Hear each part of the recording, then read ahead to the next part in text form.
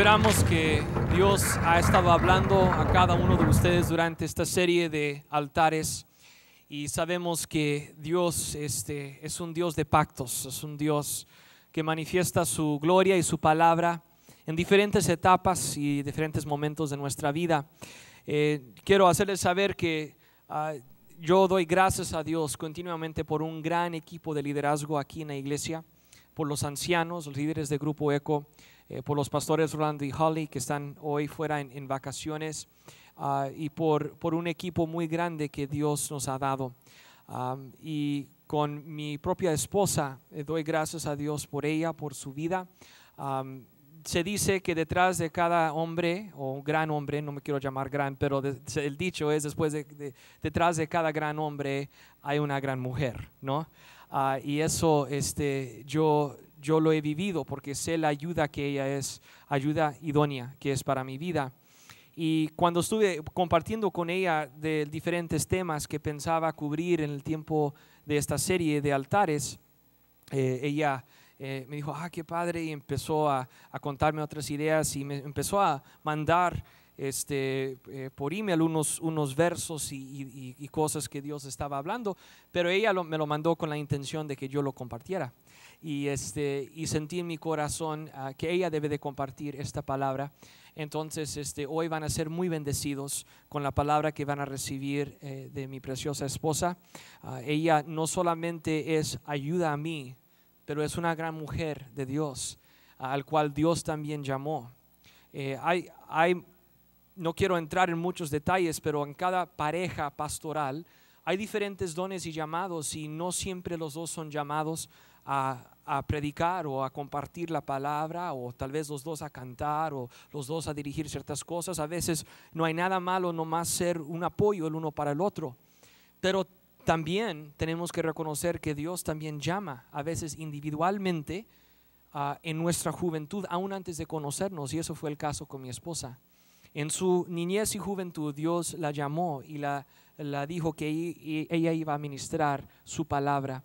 Entonces hoy ella ministra no solamente como mi esposa, pero también como una gran mujer de Dios que ha sido llamado para compartir la palabra de Dios. Hoy vamos a orar y vamos a pedir que Dios use a Abigail, y también que nuestros corazones sean tierra fértil donde la semilla de la palabra puede ser sembrada. ¿Qué les parece? Padre, en este momento venimos porque queremos más de ti. Sabemos que tu presencia está en este lugar y nos sometemos una vez más a tu cobertura, Cristo. Eres la cabeza de la iglesia, eres nuestro Señor, eres nuestro Salvador. Y en este momento, Señor, abrimos nuestro corazón para lo que nos vas a hablar. Te doy gracias, Señor, por Abigail y por la unción y el llamado que has puesto sobre su vida. Y Padre, yo pido que todas las horas que ella ha invertido en estudiar y en preparar y en orar por este momento, Padre, que no sea en vano, y que tu pueblo responde y tu pueblo escucha, y que tu presencia se manifieste en este lugar, en el nombre de Jesús. Abrimos nuestros corazones, háblanos, Dios, en el nombre de Jesús. Amén. Vamos a recibir a Abigail.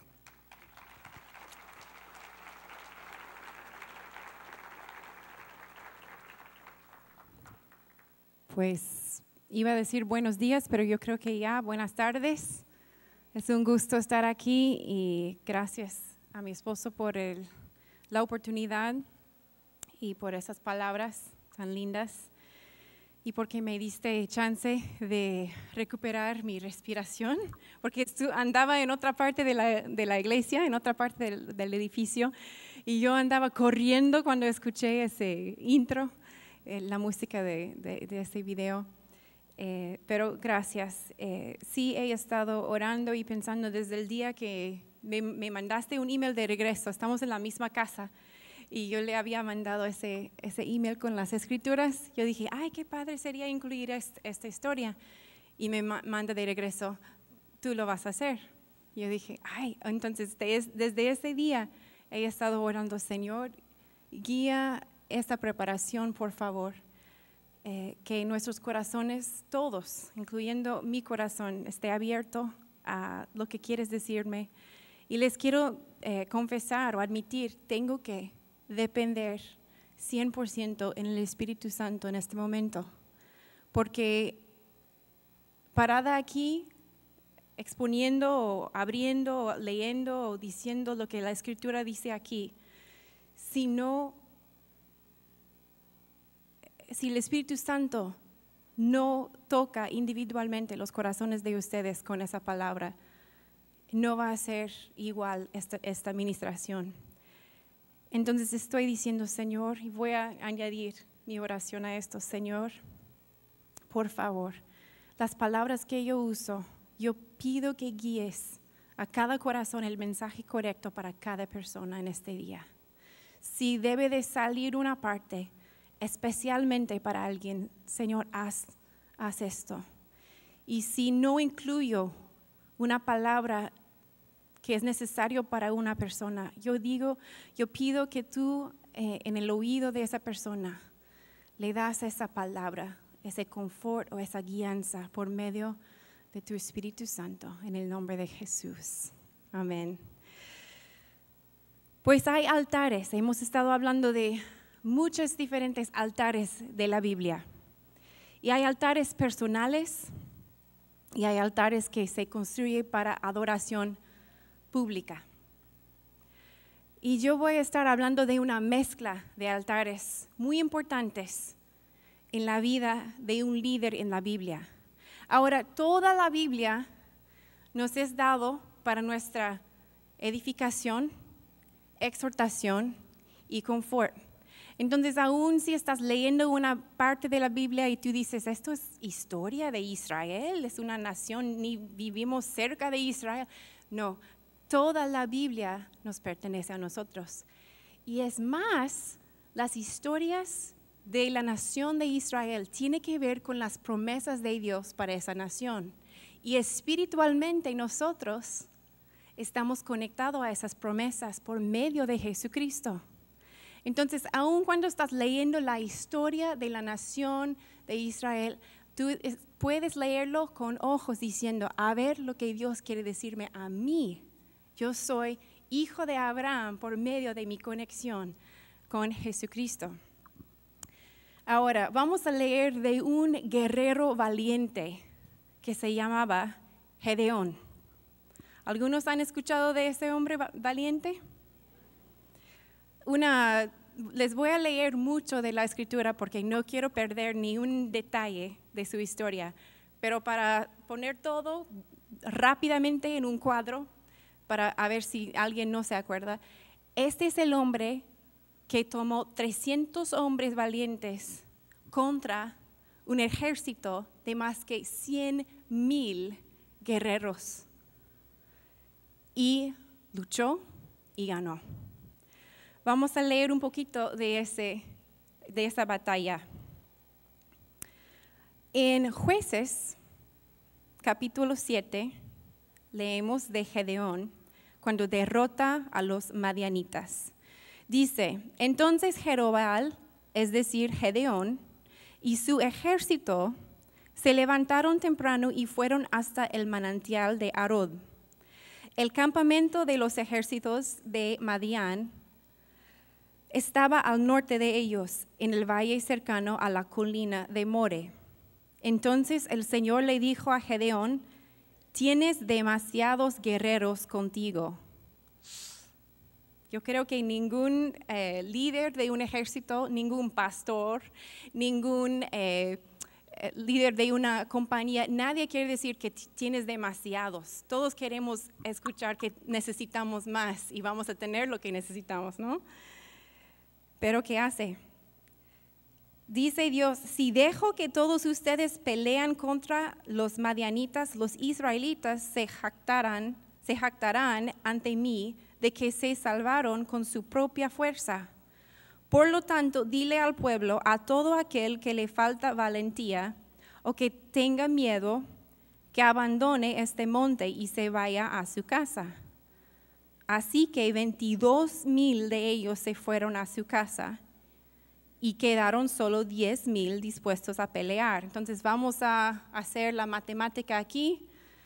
Salieron 22,000, quedaron 10,000.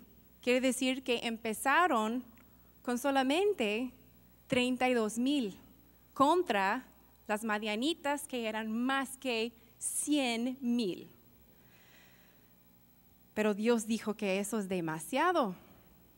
Vamos a ver, van a reducir otra vez. Pero el Señor le dijo a Gedeón, todavía son demasiados, hazlos descender al manantial y los pondré a prueba para determinar quién irá contigo y quién no. Cuando Gedeón bajó con sus guerreros hasta el agua, el Señor le dijo, divide a los hombres en 2 grupos. En un grupo pon a todos los que beban el agua en sus manos, lamiéndola como hacen los perros. Y en el otro grupo pon a todos los que se arrodillan para beber directamente del arroyo. Solo 300 de los hombres bebieron con las manos. Los demás se arrodillaron para beber con la boca en el arroyo. Entonces el Señor le dijo a Gedeón, con estos 300 hombres rescataré a Israel y te daré la victoria sobre los madianitas. Envía a todos los demás a su casa. Así que Gedeón recogió las provisiones y los cuernos de carnero de los otros guerreros y mandó a cada uno de ellos a su casa, pero se quedó con los 300 hombres. Ahora, les dije que iba a estar leyendo mucho.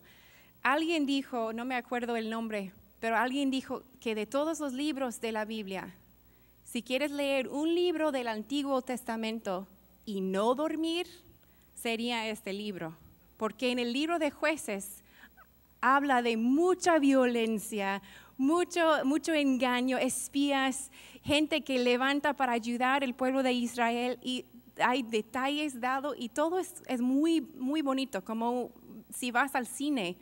Entonces, no les quería eliminar esos detalles lindos. Entonces, sí vamos a leer acerca de esta batalla. Dios tenía un plan muy diferente en la manera que quería que los de Gedeón batallaban. Entonces dice, el campamento madianita estaba en el valle, directamente abajo de donde se encontraba Gedeón. Esa noche el Señor le dijo, levántate, desciende al campamento madianita, porque te he dado la victoria sobre ellos. Pero si tienes miedo de atacar, desciende al campamento con tu siervo Fura. Escucha lo que dicen los madianitas y cobrarás mucho ánimo. Entonces estarás ansioso por atacar. Así que Gedeón, acompañado por Fura, descendió hasta el límite del campamento enemigo. Los ejércitos de Madián, de Amalek y del pueblo del oriente se habían establecido en el valle como un enjambre de langostas. Sus camellos eran como los granos de arena a la orilla del mar, imposibles de contar. Entonces Gedeón se acercó sigilosamente, precisamente cuando un hombre le contaba un sueño a su compañero. Tuve un sueño, decía el hombre, en el cual un pan de cebada venía rodando cuesta abajo hacia el campamento madianita. Entonces, cuando golpeaba una carpa, la volteaba y la aplastaba. Su compañero le respondió, tu sueño solo puede significar una cosa. Dios le ha dado a Gedeón, hijo de Joás, el israelita, la victoria sobre Madián y todos sus aliados. Cuando Gedeón oyó el sueño y la interpretación, se inclinó en adoración ante el Señor. Luego regresó al campamento israelita y gritó, levántense, porque el Señor les ha dado la victoria sobre las multitudes madianitas. Ahora, leí un poquito de este sueño, los comentarios que otros gran hombres del Señor han escrito acerca de esta escritura y dijeron que el pan de cebada tenía menos valor que el pan de trigo y que un pan así, dando vuelta y aplastando una carpa ahí de los midianitas, quería decir que Dios estaba usando un grupo de gente que los de Midian no tenían valor de ellos. Los veían ellos como si fueran la mitad del valor de una gente de su nación. Y Dios está dando ese sueño al enemigo y dando la interpretación al compañero del enemigo para animarle a Gedeón de que tus enemigos piensan que tú no eres nada, pero como grupo de nadie, un grupo de gente que nadie les da importancia, yo voy a usar a ustedes, un grupito de nada, para aplastar a esta nación. Y luego escuchamos en el resto, luego en el día les doy la tarea de leer el resto de la historia en cómo Gedeón llevó estos 300 hombres y aniquilaron más que 100,000 de su enemigo. Era como que Gedeón era un parte de un, ¿cómo se dice? Army, ejército elite.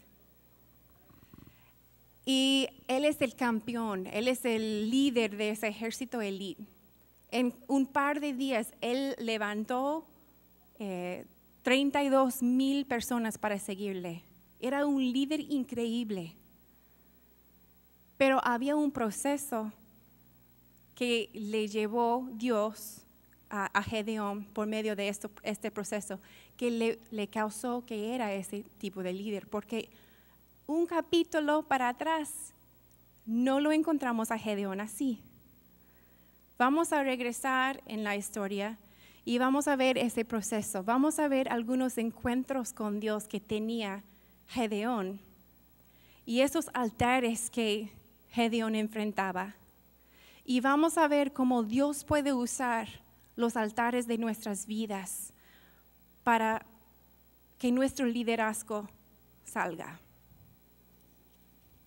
Vamos a Jueces del capítulo 6. Los israelitas hicieron lo malo a los ojos del Señor. Entonces el Señor los entregó a los madianitas durante 7 años. Ahora, si tú empiezas en el libro de Jueces, vas a encontrar que Dios levantó líderes para ayudar a los de Israel después de que entraron a la tierra prometida.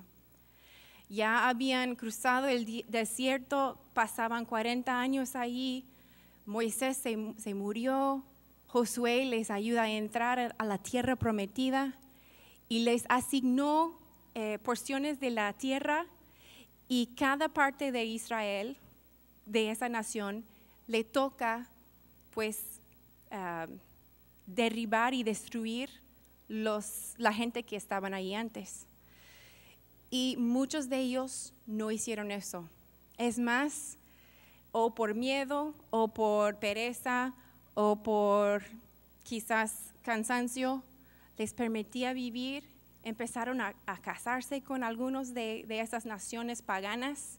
Empezaron a adorar sus ídolos en sus altares de ellos. Mezclaban la adoración de Jehová, nuestro Dios, con esos dioses paganos. Y exactamente lo que Dios les dijo, no debes de hacer eso, hicieron.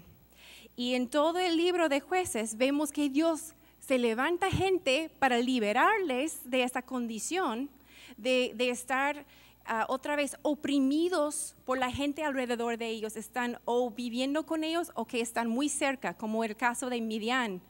Midian llega, les destruye sus hogares, quita su comida, lleva su comida con ellos y ellos están dejados con nada.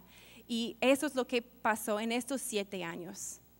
Antes de eso, la profeta Débora había estado reinando como una juez y antes de ella habían 3 más, hombres de Dios que Dios había levantado. Y durante el tiempo de ese juez había paz. Porque no están ahí como en sus batas de decir, sí o no a la ley. Ellos eran ahí como líderes, muchas veces como guerreros.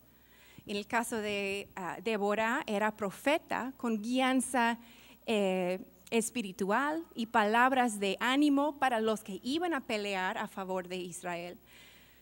Pero en este caso habían sido 7 años de opresión de Madián contra los de Israel y la gente están batallando y sufriendo.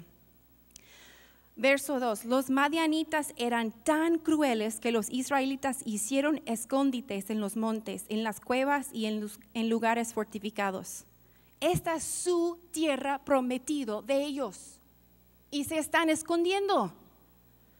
Cada vez que los israelitas sembraban sus cultivos, venían saqueadores de Madián, de Amalek y del pueblo del oriente y atacaban a Israel. Acampaban en territorio israelita y destruían las cosechas hasta la región de Gaza. Se llevaban todas las ovejas, las cabras, el ganado y los burros y dejaban a los israelitas sin qué comer. Estas multitudes enemigas que venían con sus animales y sus carpas eran como una plaga de langostas. Llegaban en numerosas manadas de camellos imposibles de contar y no se iban hasta que la tierra quedaba desolada. Así que Israel se moría de hambre en manos de los madianitas. Entonces los israelitas, otra vez, como habían hecho muchas veces, clamaron al Señor por ayuda. ¿Qué hace Dios? Primero les manda una palabra profética para decirles qué era su error. Verso 7, cuando clamaron al Señor a causa de Madián, el Señor les envió un profeta quien dijo al pueblo de Israel, esto dice el Señor Dios de Israel, yo te saqué de la esclavitud en Egipto, te rescaté de los egipcios y de todos los que te oprimían. Expulsé a tus enemigos y te di sus tierras. Te dije, yo soy el Señor, tu Dios. No debes rendir culto a los dioses de los amorreos en cuya tierra ahora vives, pero no me hiciste caso. Entonces el Señor les manda este mensaje. Pero qué bueno es Dios, que no solamente nos da la verdad, pero también nos da la gracia para cubrir nuestros errores. Entonces, ¿qué hace después? Levanta otro juez en el hombre de Gedeón. Verso 11. Después el ángel del Señor vino y se sentó debajo del gran árbol de Ofra, que pertenecía a Joás del clan de Abiésar. Gedeón, hijo de Joás, estaba trillando trigo en el fondo de un lagar para esconder el grano de los madianitas. Entonces el ángel del Señor se le apareció y le dijo, guerrero valiente, el Señor está contigo. Señor, respondió Gedeón, si el Señor está con nosotros, ¿por qué nos sucede todo esto? ¿Y dónde están todos los milagros que nos contaron nuestros antepasados? ¿Acaso no dijeron el Señor nos sacó de Egipto?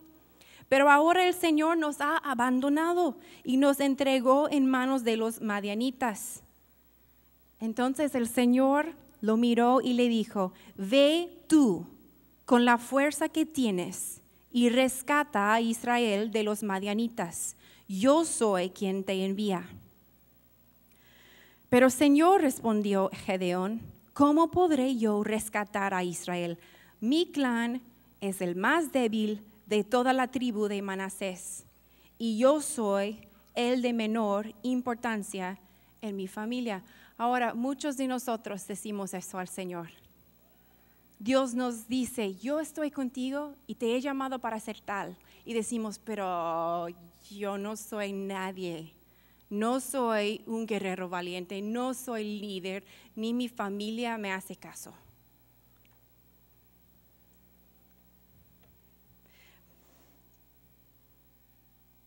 Dice en verso 16, el Señor le dijo, yo estaré contigo. Otra vez le confirma su palabra. Y destruirás a los madianitas como si estuvieras luchando contra un solo hombre. Si de verdad cuento con tu favor, como que está todavía absorbiendo esto, respondió Gedeón, muéstrame una señal, para asegurarme de que es realmente el Señor quien habla conmigo. No te vayas hasta que te traigo mi ofrenda.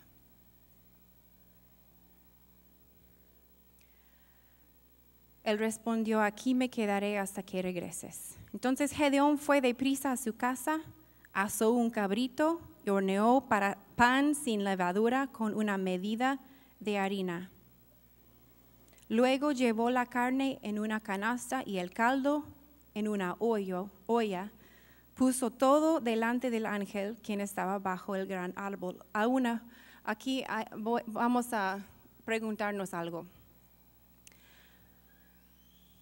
Gedeón quiere saber si este es hombre, como un tipo de profeta que Dios ha mandado, o si esto es el ángel de Dios, que quiere decir Jesús.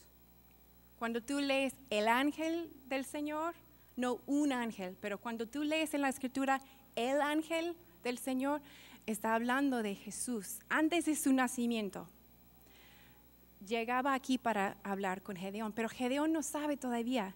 Entonces, él está llegando con una ofrenda de comida. ¿Y qué piensa Gedeón que va a suceder? Si es un hombre, va a recibir esa comida con qué? Comerlo, ¿no? Pero si es Dios, puede recibir esa comida como una ofrenda para quemarlo. Y vamos a ver lo que hace. Entonces, verso 20, así que el ángel de Dios le dijo, pon esto aquí en la piedra, y tocó la carne y el pan con la punta de la vara que tenía en la mano. Y de la piedra salió fuego que consumió todo lo que Gedeón había llevado. Y el ángel del Señor desapareció. Cuando Gedeón se dio cuenta de que era el ángel del Señor, clamó, oh soberano Señor, estoy condenado. He visto cara a cara el ángel del Señor. No te preocupes, le contestó el Señor. No tengas miedo, no morirás. Entonces Gedeón construyó un altar al Señor en ese lugar y lo llamó Yahvé Shalom, que significa el Señor es paz. Este altar sigue en Ofra, en la tierra del clan de Abiezer, hasta el día de hoy. Ahora, este es el primer altar que construye Gedeón. Pero ¿qué hizo él? ¿Qué fue su encuentro con Dios antes del altar? Fue su ofrenda. Y podemos ver las ofrendas que la gente trae como los regalos o los dones que nosotros traemos a Dios. Ahora, cada vez que leemos en las Escrituras las historias de grandes hombres de Dios, podemos ver qué hizo él, cómo respondió Dios, qué hizo Dios, cómo respondió el hombre, y podemos aplicarlo a nuestras vidas. Y podemos decir, ¿debo de hacer yo igual? ¿Debo de copiar a este hombre de Dios en esta manera? Y en esta manera les quiero asegurar que sí, debemos de copiarle a Gedeón en esto. Este altar o este lugar santo donde él ofrendió esa comida, esa carne y ese pan, lo que él estaba diciendo es que yo voy a traer mi ofrenda. Yo creo que esta experiencia es de verdad. No estoy seguro si Dios va a recibirlo o un hombre de Dios va a recibirlo, pero siento que debo de hacer algo. Siento que debo de usar mi don. Siento que debe de salir de mí algo. Y no importa, Dios no importa si es usado por hombres que respetan a ti o si es usado directamente de ti. Pero Gedeón lo dejó en la roca y la roca siempre representa a Jesús. Entonces deja siempre las experiencias, los dones que tú tienes, lo que tú traes, lo que tú podrías traerle a Dios. Deja todo en la roca y decirle, Señor, como tú quieres usar esto. Si es para alimentar a un siervo tuyo, qué bueno. Y si es para hacer holocausto tuyo, ofrenda solamente para que tú lo recibes como olor fragante, hazlo, Dios. Ese es el primer paso que Dios usó, los altares fuertes que ayudaban a Gedeón a ser un líder para el Señor.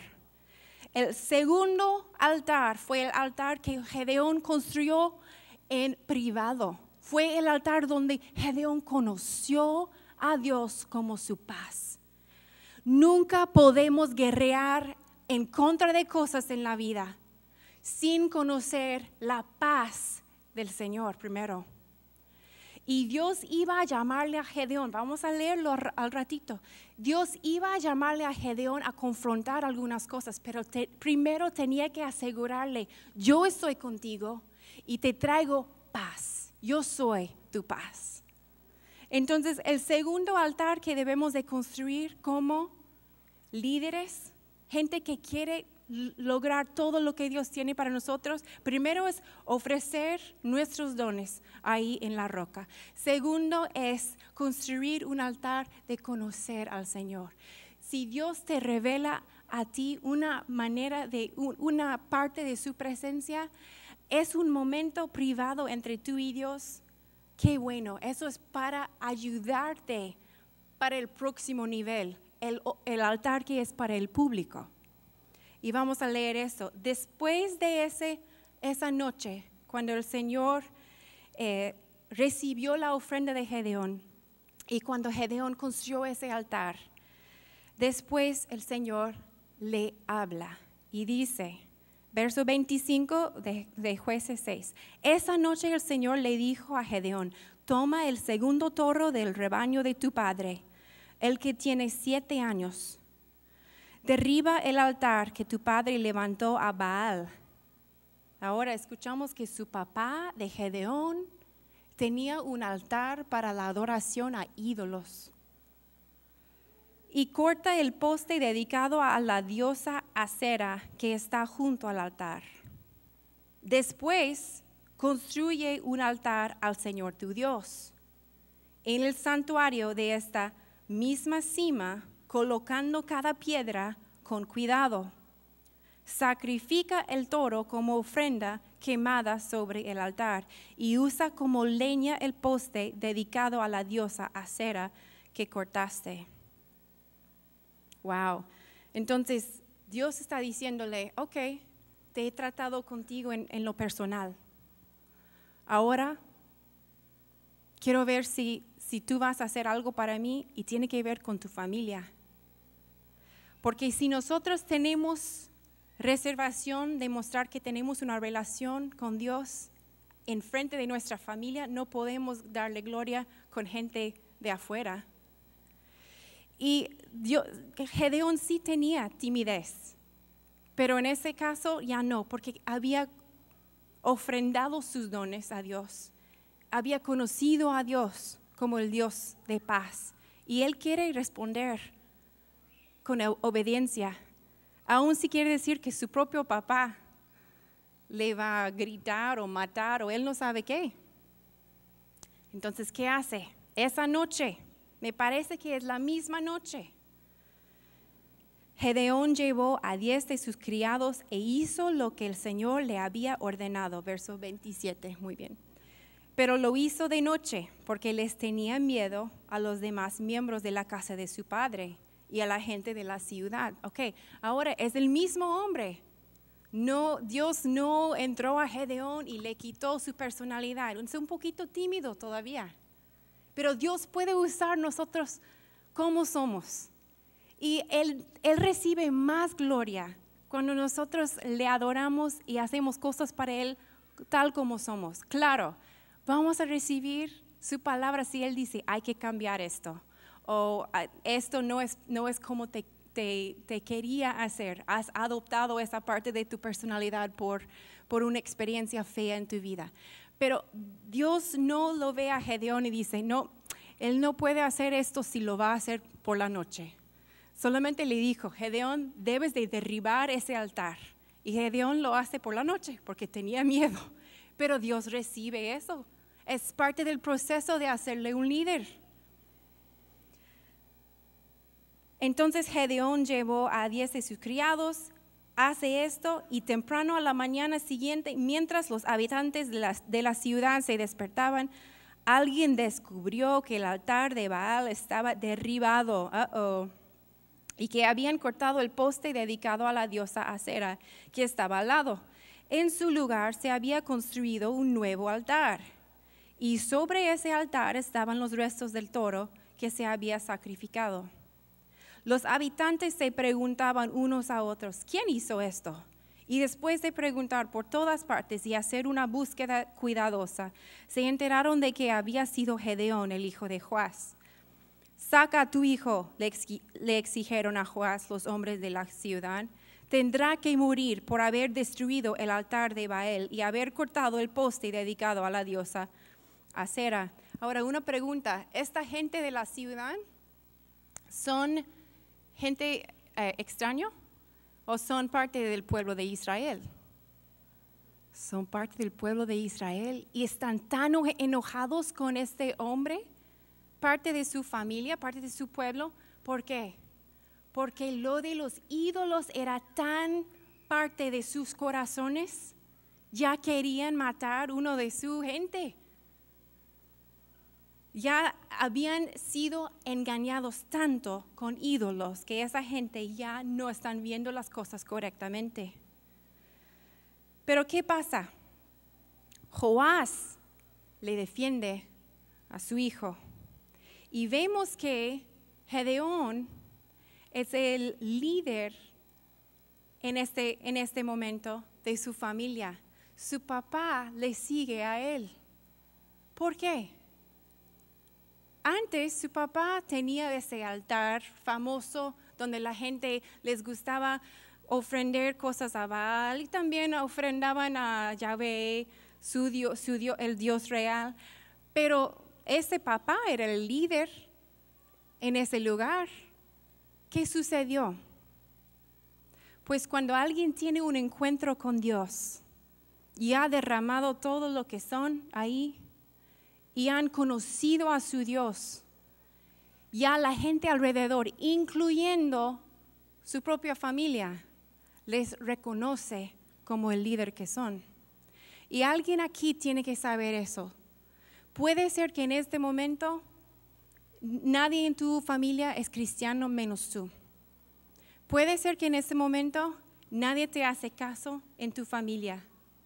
Te quiero prometer que si tú sigues buscando el rostro de Dios, si tú sigues derramando todos los dones que tú tienes ahí en la roca que es Jesús, y no te importa cómo Dios te use, alguien un día, hasta tu propia familia, va a responder y reconocer el liderazgo que hay en ti. Tú vas a liderar tu familia a los pies de Cristo por la valentía que tienes. Amén. Amén. Así sea, Señor. Quiero anotar algo aquí. ¿Cuántos años tenía ese toro? ¿Y cuántos años estaban destruyendo Midian, la tierra de Israel? Yo veo que Dios usa ese toro para representar un año por cada año de destrucción.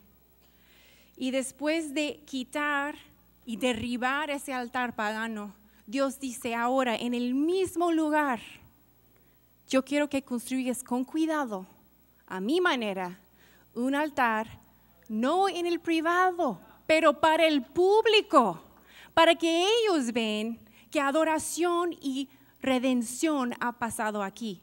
La redención fue por medio de ese sacrificio de ese toro, 7 años, un año para cada año de destrucción. Y es solamente un cuadro del sacrificio y la redención que Jesucristo iba a tomar. Él iba a tomar sobre él cada año de destrucción que vivimos en esa tierra. Y lo hizo. Qué bueno es nuestro Dios. Vemos que Gedeón va de 2 encuentros en privado, lo de la roca y su ofrenda, y lo de ese altar donde conoció a Dios como su paz, para 2 altares ahora en público. Uno que se destruyó, que se derribó, y otro que construyó otra vez en el nombre de Yahvé, su Dios. Hay altares que debemos de hacer, pero a veces nos importa más reconocer los altares que debemos de derribar. Y ese es el punto que les quiero hacer en este momento. Ese es el momento cuando estoy dependiendo mucho en el Espíritu Santo, porque yo no puedo significarles o alistar diferentes ídolos o maneras en que hemos a veces combinado religiones, cuando hemos tenido idolatría en nuestro corazón. La idolatría es algo tan personal, porque puede ser que tú anhelas un coche nuevo más que anhelas buscar la presencia de Dios, y no es igual para cada persona. Pero te prometo que Dios te puede usar como usó a Gedeón para salvar y guardar y traer paz a un pueblo, solamente si estás dispuesto a derribar los altares alrededor de ti. Este altar que derribó Gedeón tenía que ver con su ciudad, sí, pero era un altar familiar, tenía que ver con él. Entonces empiece con nosotros. En este momento te pido que solamente ahí sentado, escuchándome todavía, pregúntale al Señor, ¿hay algo tan familiar que casi no es extraño para mí, que he permitido en mi vida? Porque yo no quiero algo que no es tu presencia. No quiero ídolos en mi vida. No quiero un lugar separado de mi vida cristiana donde yo adoro otras cosas. Porque si nosotros estamos dispuestos solamente a tener encuentros con Dios en privado que no afectan estas áreas, si no estamos dispuestos a derribar totalmente esas áreas paganas, esos ídolos, pues no podemos construir ese altar en público donde la gente puede recibir la redención de Jesucristo. Y Dios no quiere que ninguna de nosotros solamente recibimos escalofríos del Espíritu Santo. Nosotros no estamos predicando como iglesia acerca de este tema para que la gente viene aquí una vez cada semana por 4 o 5 semanas y lloran y se levantan y luego tienen ídolos toda la semana entre servicios. Pero si no nos cuidamos, vamos a dejar que altares están en nuestras vidas, altares familiares están todavía ahí y hay ídolos ahí. Oh Dios, cuida de nosotros para que no lo permitimos. Este mensaje, esta serie de mensajes no es para tu propio beneficio. Es porque Dios quiere que Mundo de Fe, que Life Church, que esta iglesia tenga influencia batallando y cuidando de lo de alrededor de nosotros, de nuestras naciones. Somos muchos aquí y no somos todos de los Estados Unidos. Batalla para tu nación, pero no puedes hacerlo si estás todavía bien con altares de ídolos. Entonces, como dije, este mensaje aún me ministró a mí y yo dije, Señor, no quiero nada ni nadie que esté más importante que tú. Entonces abre tu corazón y decirle, Señor, estoy dispuesto, yo quiero realizar todo lo que tú tienes para mí. No quiero que estos altares sean solamente algo en lo personal, pero yo quiero, hasta si me dices, derribar altares que son para los ídolos paganos. No quiero permitir cosas que no son buenos, porque si no hacemos eso, no podemos construir el altar que es para que los demás reciben su redención. Si Gedeón no había pasado por ese proceso, no hubiera sido el guerrero que sí fue al puro final. Gedeón les ayudó al pueblo de Israel a tener 40 años de paz.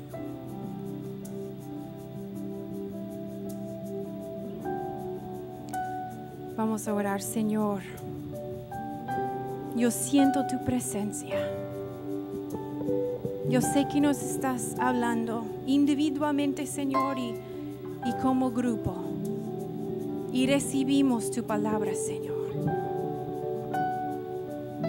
Queremos ofrecer todo lo que somos, nuestra ofrenda ahí en la roca. Y te toca a ti, Señor, decidir cómo quieras usarlo, como holocausto, Señor, como quieras. Queremos conocerte, Señor, en privado. Queremos conocer tu carácter como el Dios de paz que eres tú, que nos equipa para las peleas en la vida, Señor, para las batallas en la vida. Y Señor, si tú nos estás llamando a guerrear primero en contra de algo espiritual, de guerrear, Señor, en contra de algún ídolo que hemos permitido, estamos dispuestos, Señor. A veces tenemos miedo, Señor, de lo que la gente va a decir, pero estamos dispuestos. Tú eres nuestro Dios. Queremos honrarte. Queremos glorificarte. Vamos a adorar en el nombre de Jesús.